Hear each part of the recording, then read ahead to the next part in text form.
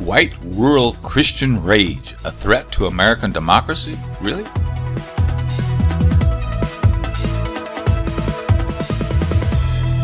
Hello, this is Chart GPT today. Yeah, there's a recent articles that have come out. It's kind of an eye-opener here about the culture going on in America. And it kind of was touting the fact that Latinos and African Americans are starting to more and more support Trump.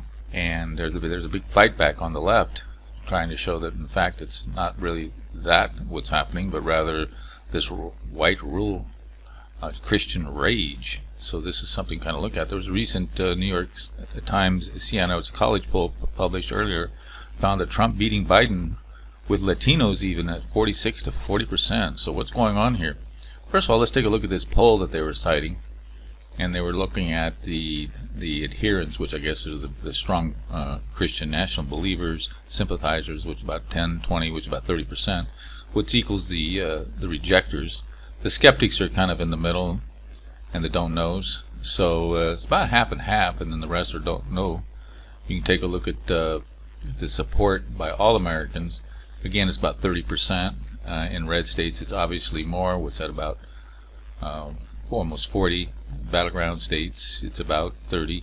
And the blue states don't support it at all, around what's called that 24%-ish. And you can see there it breaks down. It's not that huge a difference, but there is a significant difference between red and blue states.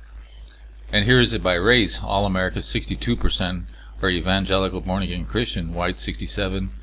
Multiracial, Hispanic are not that far off. Black at 51%. It's only about a 10% difference there. So this idea that this Christian rage is a bit of a myth, and yet a lot of the mainstream media keeps pushing it. Here's some other details of that. You can check out the reference link in the description box on the post link to see more of this. U.S. law should be Christian-based. Obviously, those that adhere are very strongly in favor. Being Christian is the most important part of being truly American. That's interesting. And if the U.S. moves away from Christian foundation, we will no longer have a country anymore. Of course, there's a big difference between the rejectors and adherents. They're almost inverted. So interesting battleground in terms of the culture war going on. What really caught my eye is this latest thing on MSNBC from the Morning Joe show, basically talking about white Christian rage in rural America, destroying democracy. Let's take a listen. Out tomorrow is entitled White Rural Rage, the Threat to American Democracy. And Tom, we'll start with you. Why are white rural voters a threat to democracy at this? I mean, we lay out the fourfold interconnected threat that white rural voters pose to the country. First of all, and we show they're the most racist, xenophobic, anti-immigrant, and anti-gay geodemographic group in the country. Second, they're the most conspiracist group. QAnon support and subscribers, election denialism, COVID denialism and scientific skepticism, Obama birtherism. Third, anti-democratic sentiments. They don't believe in an independent press, free speech. They're most likely to say the president should be able to act unilaterally without any checks from Congress or the courts or the bureaucracy. They're also the most strongly white nationalist and white Christian nationalists. And fourth, they are most likely to excuse or justify violence as an acceptable alternative to peaceful public discourse. Interesting, that last part, how all these white rural Christian nationalists are out there protesting. Remember a few years ago they were carrying on all kinds of protests with billions of dollars in destruction, with burning down Wendy's, and several dozen people died during the riots. Oh, wait a minute, that wasn't white Christians, that was BLM. You have to wonder about these guys. I've always wondered, are these people just idiots, or are they part of the scam? I'm beginning more and more to think that they're part of the scam. I'm not sure how you believe it, but we can't read minds, but it is interesting how they go. And this is kind of emblematic of the articles you see coming out on daily, from the Daily Mail, Fox, all these kind of some of them are relatively mainstream media.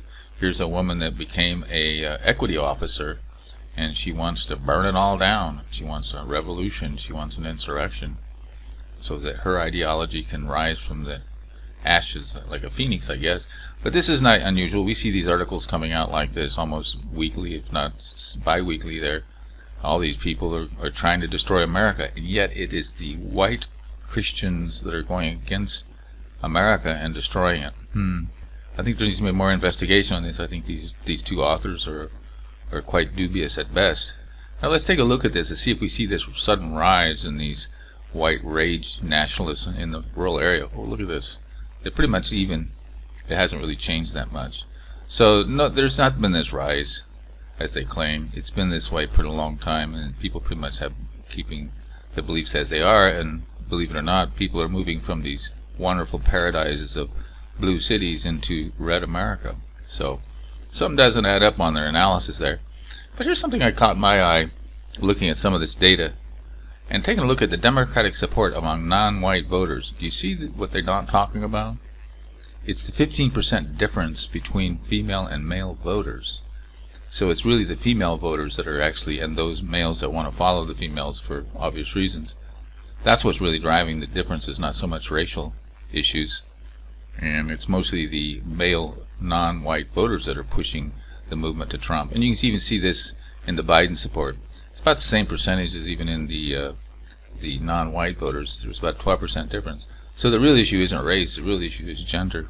In any case, take a look at what the AI says about this perception of nationalism as being bad behavior. And take our online poll. Is white rural Christians a threat to American democracy? In any case, don't forget to subscribe.